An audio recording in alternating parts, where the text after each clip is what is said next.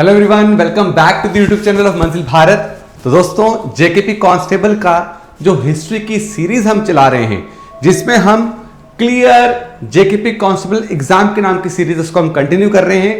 Today is lecture number 11 और इसमें हम 4 से 5 इवेंट कवर करेंगे और नेक्स्ट 2 से 3 वीडियोस में हम जो है मॉडर्न हिस्ट्री खत्म कर देंगे। लेकिन उसके बाद मैं कुछ ऐसी चीजें आपको मॉडर्न हिस्ट्री में करवाऊंगा जहां से जेके एसएसबी और भी आजकल बहुत इंटरेस्टेड हुआ क्वेश्चन पूछने के लिए। इसलिए वीडियो को पूरा देखिए, वीडियो को ज्यादा शेयर कीजिए।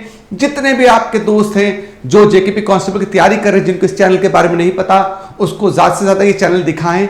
अपने व्हाट्सएप पे लिंक को शेयर कीजिए, इंस्टाग्राम पे शेयर कीजिए, ज्यादा से ज्यादा शेयर कीजिए। तो आपका प्यार हमें बहुत जरूरत है। ऑलरेडी बहुत ज्यादा प्यार आप दे रहे हैं, लेकिन सपोर्ट बहुत जरूरत होती है। ठीक है मेरे दोस्तों, तो चलिए आज हम कंटिन्यू कर रहे हैं बच्चा आपका हिस्ट्री का सीरीज। लास्ट वीडियो में हमने क्या बात की थी बच्चा? हमने बात करी थी साइमन कमीशन की।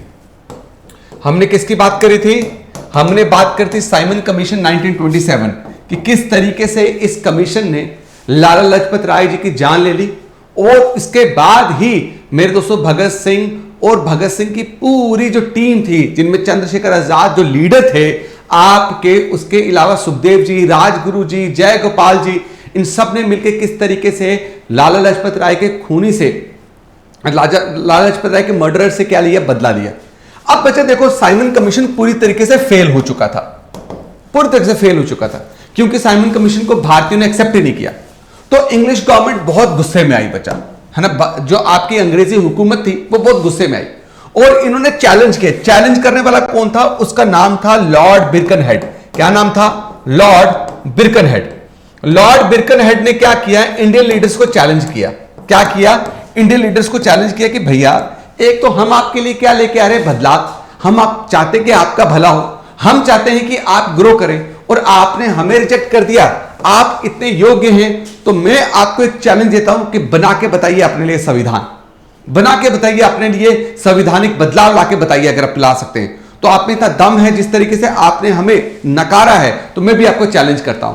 मेरे दोस्तों, इंडियन नेशनल कांग्रेस और जितनी भी पॉलिटिकल पार्टीज थी वो सब मिलकर उन्होंने बोला कि हम पूरी तरीके से रेडी हैं क्या करने के लिए, इस चैलेंज को एक्सेप्ट करने के लिए। 7 लोगों का बच्चा क्या बनाया गया? एक कमेटी बनाएगी, जिसको लीड किसने किया? मोतीलाल नेहरू ने किया।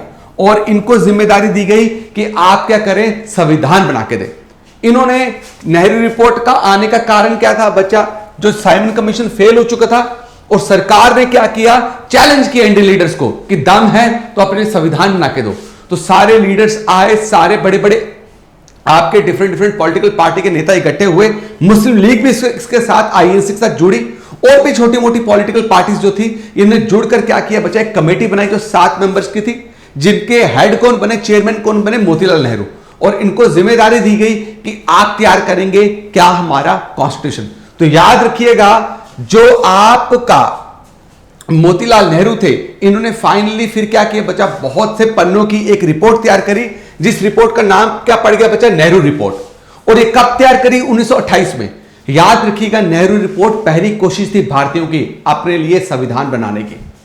It was the first efforts by the Indians to draft constitution for themselves, right? याद रहेगा।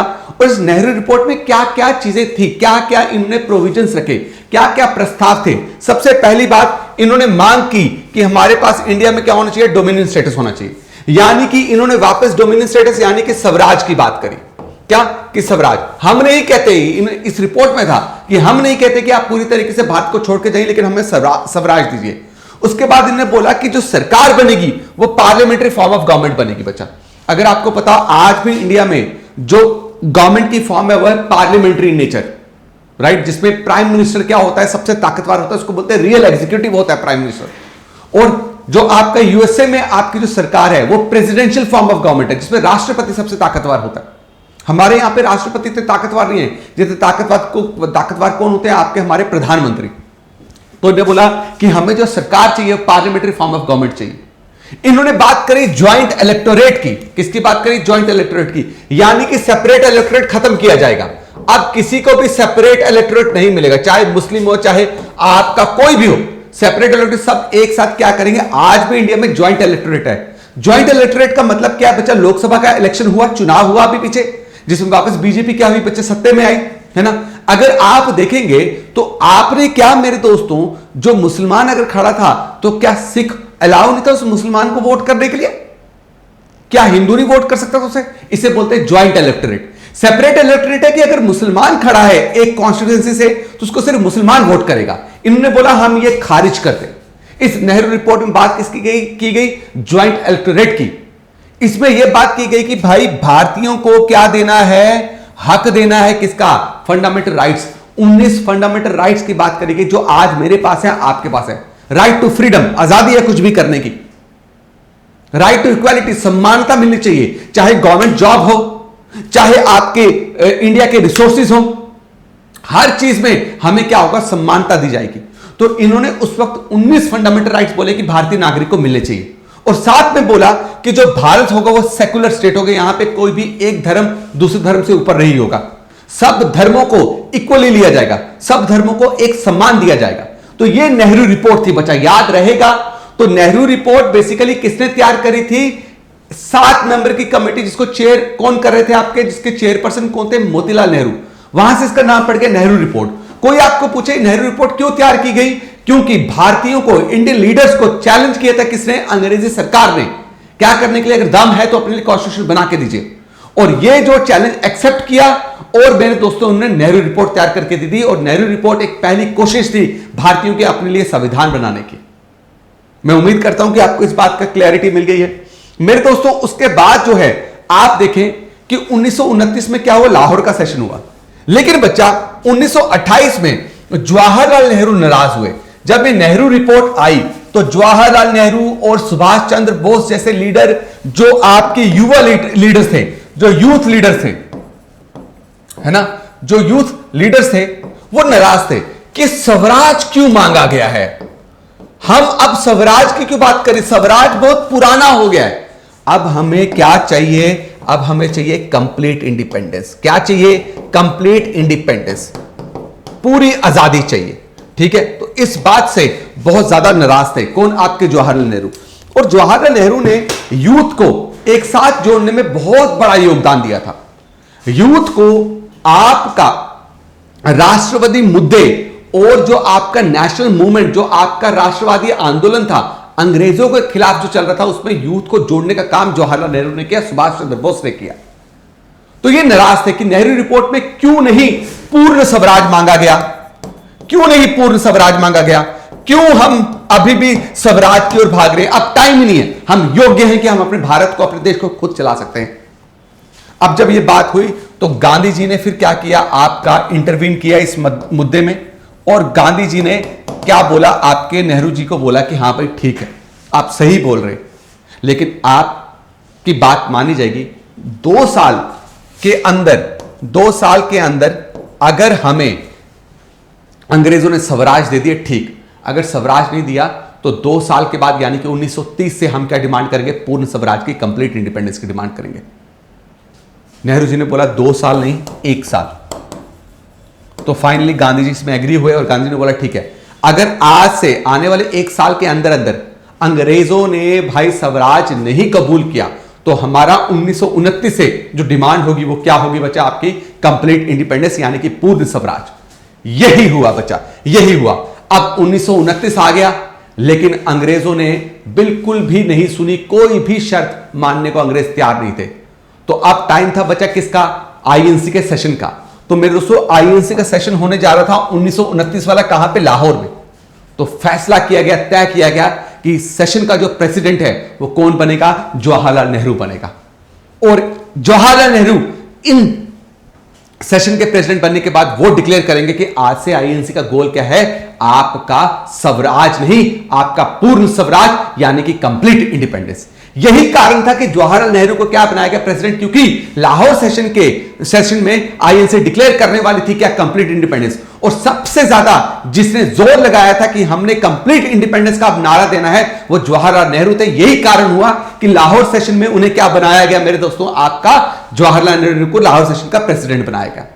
अब मेरे दोस्तों इसमें पहली बार भारतीयों ने क्या बोला कि हमारा गोल क्या है? Complete independence. Complete independence.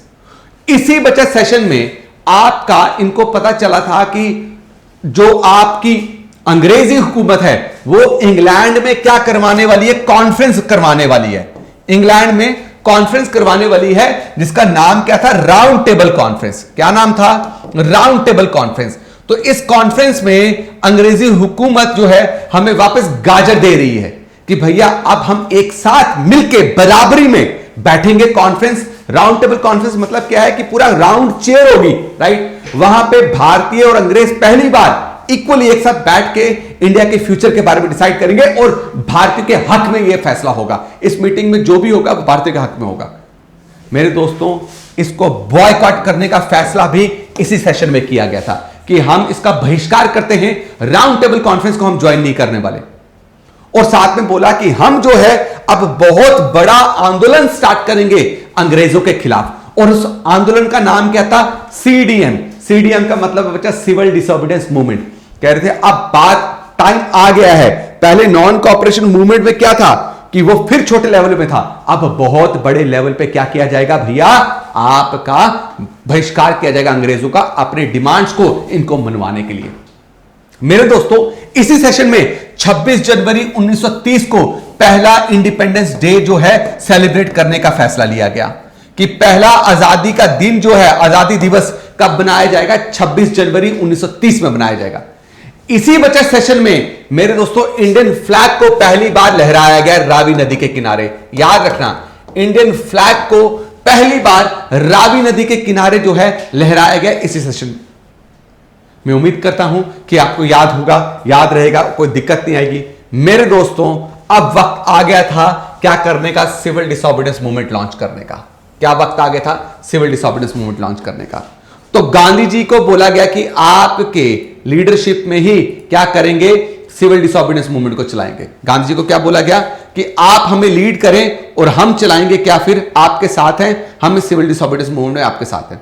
Gandhi ने बोला रुकिए, लॉन्च करेंगे आंदोलन, अंग्रेजों के खिलाफ लॉन्च करेंगे उनसे सब कुछ मनवाने के लिए। लेकिन इससे पहले मैं चाहता हूं कि मैं जो है बात पहुंचाऊं अंग्रेजी हुकूमत तक। मेरे दोस्तों, जब ये सिविल डिसोबीडियंस मूवमेंट लॉन्च होने वाला था, याद रखिएगा उस वक्त जो वाइसरॉय थे उनका नाम था क्या, लॉर्ड इरविन। क्या नाम था, लॉर्ड इरविन। तो लॉर्ड इरविन को गांधी जी ने क्या किया बच्चा, लेटर लिखा और उसमें 11 जो है आपके पॉइंट्स जो है गांधी जी ने रखे। क्या रखे, 11 पॉइंट्स। और बोला कि अगर आप ये मान लेंगे, हमारे इन डिमांड्स को मान लेंगे, इन पॉइंट्स को मान लेंगे, तो हम मूवमेंट नहीं चलाएंगे। लेकिन अगर आपने इससे मना किया तो हम जो है फिर आपको छोड़ेंगे नहीं। डिमांड क्या थी, डिमांड थी जितने भी पॉलिटिकल नेता हैं, जो पॉलिटिकल प्रिजनर्स जिनको आपने स्ट्राइक करने के लिए, जिन्होंने कोई हिंसा नहीं करी, जो क्या कर रहे थे, बिल्कुल पीसफुली स्ट्राइक करते, जिनको आपने अरेस्ट करके रखा, उन सबको छोड़ना है। एक ही डिमांड थी। दूसरी डिमांड थी कि जो आप इंडिया का पैसा सेना पे खर्च कर रहे हो वो इतना ज्यादा है कि उससे इंडिया दिन ब दिन गरीब होता जा रहा है। तो मिलिट्री एक्सपेंडिचर, क्या बचा, मिलिट्री एक्सपेंडिचर, जो भी आप इंडिया का पैसा आप लगा रहे हो उसमें कम से कम 50% क्या होना चाहिए, कटौती होनी चाहिए। उसमें क्या होना चाहिए, 50% कटौती होनी चाहिए। और सॉल्ट टैक्स, नमक का टैक्स लगाया हुआ था बच्चा, नमक खाने पे भी टैक्स था। नमक आप जाओगे आपको भरपूर मिलता है गुजरात, राजस्थान में, गुजरात वाली साइड में स्पेशली। तो वहां पे क्या करते थे अंग्रेजों ने, नमक जो है जिसका भंडार पड़ा हुआ था उसको कंज्यूम करने के लिए, खाने के जो नेचुरली मिलता है, जिसको बनाने की जरूरत ही नहीं है, उसको भी खाने के लिए गवर्नमेंट ने क्या किया था, टैक्स लगाया हुआ था। तो अब जब ये बात जो है आपकी गांधी ने शर्तें रखी और गांधी ने इनको बोला कि अगर ये शर्त मान जाएंगे तो ठीक है, अगर इन्होंने ये शर्त मानी नहीं तो मैं भैया सबसे पहले क्या करूंगा, मैं सबसे पहले साथ दूंगा आपका सिविल डिसोबीडियंस मूवमेंट लॉन्च करने में। और जब ये बात हुई अंग्रेजों तक, गांधी जी ने अपनी शर्तें पहुंचाई तो अंग्रेजों ने मानने से मना कर दिया। लॉर्ड इरविन जो वाइसरॉय था उसने उस वक्त बोला कि भाई क्या ही कर लेगा, ये कर ले जो मर्जी कर ले, मैं नहीं मानने वाला, देख लेता हूं कौन सा मूवमेंट लेके आ जाएगा, क्या कर लेगा। तो मेरे दोस्तों आ गया वक्त, फिर क्या आ गया, वक्त आ गया। और वक्त आया जब गांधी जी को पता चला कि नहीं भाई ये मानने वाला नहीं, तो गांधी जी ने बोला कि सिविल डिसोबीडियंस मूवमेंट मैं लॉन्च करूंगा। कैसे, मैं अपने आश्रम गुजरात में साबरमती आश्रम से पैदल जाऊंगा, साबरमती आश्रम से, और मेरे साथ जाएंगे 78 फॉलोअर्स। जो फॉलोअर्स मतलब नहीं है कि जो मेरे चेले, नहीं, फॉलोअर्स मतलब जो मेरी विचारधारा के साथ क्या है बच्चा, मेल खाते हैं, जो हिंसा नहीं करना चाहते, जो अपने आप को पूरी तकलीफ देना चाहते हैं ताकि सच, जो वो सच्चे हैं, उस सच्चाई में उनकी जीत हो, झूठ झुके और सच जो है बच्चा वो मुस्कुराता हुआ ऊपर जाए। तो मेरे दोस्तों इन्होंने 78 फॉलोअर्स, 78 फॉलोअर्स खुद चुने और मेरे दोस्तों डिसाइड किया कि 12 मार्च को मैं पैदल निकलूंगा साबरमती आश्रम से और समुद्र के तट पे, कोस्टल एरिया पे लोकेटेड बच्चा डांडी विलेज, डांडी गांव में पहुंचूंगा। वहां पे जहां पे आपका सॉल्ट टैक्स लगाया है अंग्रेजों ने कंज्यूम करने के लिए, उसको मैं हाथ में उठा के सॉल्ट खा के मैं क्या करूंगा, मैं बोलूंगा लो जी मुझे गिरफ्तार करो, मैं आपके सॉल्ट टैक्स को नहीं मानता हूं, आप मुझे मार दो, जान से गिरफ्तार करो, लेकिन मैं सॉल्ट टैक्स जो है, ये जो घिनौना जो आपने टैक्स लगाया हुआ है, ये जो इनह्यूमन टैक्स है, मैं इसको नहीं मानने वाला। मेरे दोस्तों 12 मार्च को गांधी निकले 78 फॉलोअर्स के साथ, लेकिन जब वो 6 अप्रैल 1930 को मेरे दोस्तों डांडी पहुंचे तो 78 की जगह वो लाखों में बच्चा आपकी जनसंख्या हो चुकी थी, लाखों में लोग उनके साथ उमड़ पड़े और पहुंच गए कहां पे मेरे दोस्तों, डांडी में पहुंच गए। और जब इन्होंने सॉल्ट लॉ ब्रेक किया तो इन्होंने बोला कि औरतें क्या काम करेंगी, औरतों का बहुत बड़ा रोल प्ले होगा, औरतें लीकर शॉप्स, जितनी भी शराब के बच्चा दुकानें हैं, ठेके, उनके सामने बैठ जाएंगी, शराब बिकने नहीं देंगी। इसको बोलते हैं पिकेटिंग ऑफ शॉप। क्या बोलते हैं? Picketing of shop. तो औरतों को बोला गया कि आपका बहुत बड़ा रोल रहने वाला है, आपका यह काम रहेगा। स्टूडेंट्स को बोला कि अंग्रेजी कॉलेज, अंग्रेजी स्कूल्स में जाना बंद कर दीजिए। एडवोकेट को बोला कि भाई साहब आप प्रैक्टिस करना बंद कर दीजिए, किसी भी तरीके का रिलेशन जो है नहीं रखना अंग्रेजों के साथ, किसी भी तरीके का अंग्रेजों के साथ। और गांधी ने बोला कि ऐसे ही जिन जिन जगहों पे बच्चा सॉल्ट टैक्स लगे हैं वो ऐसे ही मार्च करेंगे मेरी तरह और समुद्र तट में पहुंच के सॉल्ट लॉ को ब्रेक करेंगे मेरे दोस्तों। तो मेरे दोस्तों कौन थे सबसे पहले, याद रखिए इनको जिन्होंने फॉलो किया, मालाबार। मालाबार कहां पे है याद रखना, मालाबार है आपका केरला में। बच्चा गांधी जी के नक्शे कदम पर चलकर केक कलप्पन बहुत फेमस थे बच्चा एक सत्याग्रह के लिए, उसका नाम था वायाकॉम सत्याग्रह। याद रखना बच्चा, क्वेश्चन आ सकता है वायाकॉम सत्याग्रह जो बेसिकली क्या था आपका, टेंपल एंट्री मूवमेंट था। क्या था आपका? टेंपल एंट्री मूवमेंट था। तो आपका के कलप्पन ने क्या किया मेरे दोस्तों, गांधी जी के नक्शे कदम पे चल के इन्होंने फैसला किया कि मैं मालाबार में जाके पहुंचकर सॉल्ट मार्च करूंगा और वहां पे जाके क्या करूंगा, सॉल्ट लॉ ब्रेक करूंगा। तो उन्होंने मालाबार में जाके क्या किया, सॉल्ट लॉ को तोड़ा, नमक के कानून को तोड़ा। बच्चा वहीं पे आपके मेरे दोस्तों सी राजा गोपालाचारी, अगर मैं गलत नहीं हूं, एक मिनट में कभी कभी भूल जाता हूं, बूढ़ा हो चुका हूं ना, यस बिल्कुल सही बोला, सी राजा गोपालाचारी। कौन? सी राजा गोपालाचारी। सी राजा गोपालाचारी ने क्या किया बच्चा, आपके थिरुचिरापल्ली से बच्चा वेदारण्यम यहां तक इन्होंने मार्च किया, लोगों के साथ गए और यहां पे जाके इन्होंने कानून तोड़ा। मेरे दोस्तों गुजरात के धरसाना बच्चा सॉल्ट वर्क में कस्तूरबा गांधी और अब्बास त्याबजी जो हैं वो क्या गए भैया वहां पे आपका कानून तोड़ने के। और बच्चा जब कस्तूरबा गांधी और अब्बास त्याबजी को अरेस्ट किया गया, अगले दिन गांधी जी के बेटे, बड़े बेटे जिनका नाम था मनीलाल, सरोजनी नायडू और अबुल कलाम आजाद, ये मेरे दोस्तों गए क्या करने के लिए, धरसाना सॉल्ट वर्क के जो इन्होंने कानून को तोड़ने की जो आपका जो इन्होंने जो रूल बनाया हुआ था उनको फॉलो किसने किया बच्चा, इन्होंने फॉलो किया। याद रखना क्वेश्चन आ सकता है कि कलप्पन ने कहां किया, मालाबार केरला। तंजौर कोस्ट में किसने किया बच्चा, आपका सी राजा गोपालाचारी। और धरसाना में कौन कौन से नेता थे, यह क्वेश्चन आपको पूछा जा सकता है, बहुत हाई चांसेस है यह क्वेश्चन आपसे पूछा जाए। ठीक है, मैं चल रहा हूं आगे। अब मैं आगे चल रहा हूं बच्चा, पेशावर। अब पेशावर में तो बच्चा आपका नमक बनता नहीं था, लेकिन पेशावर में उन्होंने क्या किया, खान अब्दुल गफार खान, जिनको मेरे दोस्तों बादशाह खान भी बोलते थे और जिनको फ्रंटियर गांधी भी बोलते थे। क्यों फ्रंटियर गांधी बोलते? क्योंकि ये गांधी जी के नक्शे कदम पर चलते थे। इन्होंने एक संस्था स्टार्ट करी, उस संस्था का नाम था खुदाई खिदमतगार। क्या नाम था? खुदाई खिदमतगार, जिसमें मेरे दोस्तों इसको यह भी बोला जाता था, क्या बोला जाता था, रेड शर्ट्स मूवमेंट भी बोला जाता था। क्या? रेड शर्ट्स मूवमेंट भी। इन्होंने मेरे दोस्तों गांधी जी की पूरे जो विचारधारा है गांधी जी के नक्शे कदम पर चल के पेशावर में लोगों को जोड़ना स्टार्ट किया, किसके खिलाफ? अंग्रेजों के खिलाफ। और इस मूवमेंट में शामिल हुए जिस मूवमेंट का नाम था सिविल डिसोबीडियंस मूवमेंट। ठीक है मेरे दोस्तों, याद रखिएगा, इन्होंने एक, आप मुझे बताइएगा कि पश्तो क्या है, राइट? बताइएगा पश्तो और पख्तून क्या है, ये मैं चाहूंगा। पश्तो और पख्तून जो है खान अब्दुल गफ्फार खान के साथ रिलेटेड है, क्या चीज थी, याद रखिएगा। मेरी बात क्लियर? वहीं पे मेरे दोस्तों बिहार में तो नमक बनता नहीं था, लेकिन बिहार के लोगों ने कैसे पार्टिसिपेट किया सिविल डिसोबीडियंस मूवमेंट में? बिहार में एक टैक्स लगाया जाता था, लोगों से पैसा वसूलने के लिए अंग्रेजों ने नए नए तरीके रखे हुए थे। तो एक टैक्स था चौकीदारी टैक्स। इस चौकीदारी टैक्स में लोगों को बहुत पैसा देना पड़ जाता था, तो बिहार के लोगों ने चौकीदारी टैक्स देने से मना कर दिया। और बिहार के लोगों ने इस तरीके से क्या अपना समर्थन दिया, किसको? सिविल डिसोबीडियंस मूवमेंट को, अपना सपोर्ट दिया सिविल डिसोबीडियंस मूवमेंट को। महाराष्ट्र, कर्नाटका, बेरार और सेंट्रल प्रोविंस, सीपी का मतलब कैन नॉट प्लेस नहीं है बचा, इसका मतलब है सेंट्रल प्रोविंस। सेंट्रल प्रोविंस में बचा आपके यहां पे भी कहीं कानून, नमक बनता नहीं तो भाई सॉल्ट लॉ जो है, सॉल्ट टैक्स यहां पे एप्लीकेबल नहीं था, लेकिन यहां पे जंगल कानून थे बचा, जंगल के कानून, फॉरेस्ट लॉज, जिसमें अंग्रेज जो हैं बहुत ज्यादा रिस्ट्रिक्शंस लगाते थे, कहां पे? यहां के लोगों पे। तो लोगों ने क्या किया बचा? सिविल डिसोबीडियंस मूवमेंट में पार्टिसिपेट करने के लिए, अपना समर्थन देने के लिए जंगलों के कानून को तोड़ दिया, वो मूवमेंट करना स्टार्ट हो गए। जहां पे उनको जंगल के इस साइड से वहां पे जहां पे अलाउ नहीं था उनको जाने के लिए, वो यहां वहां मूवमेंट करना स्टार्ट हो गए बिना हिंसा के।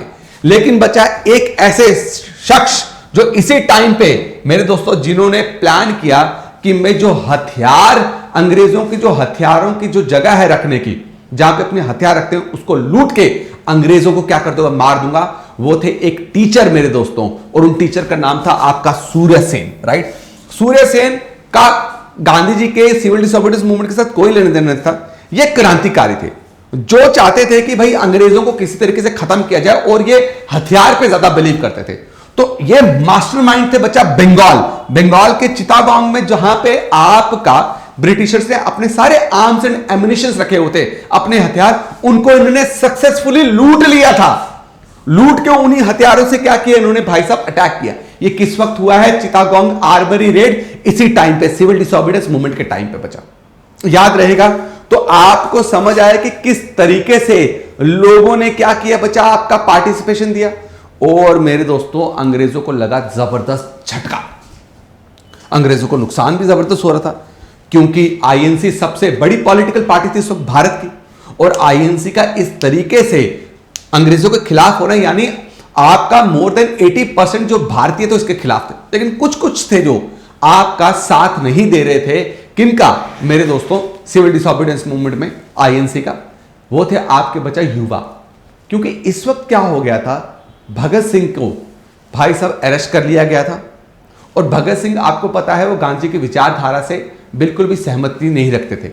और भगत सिंह, आपके राजगुरु सुखदेव, इन युवाओं ने इंडिया की यूथ पे बहुत गहरा असर डाला था।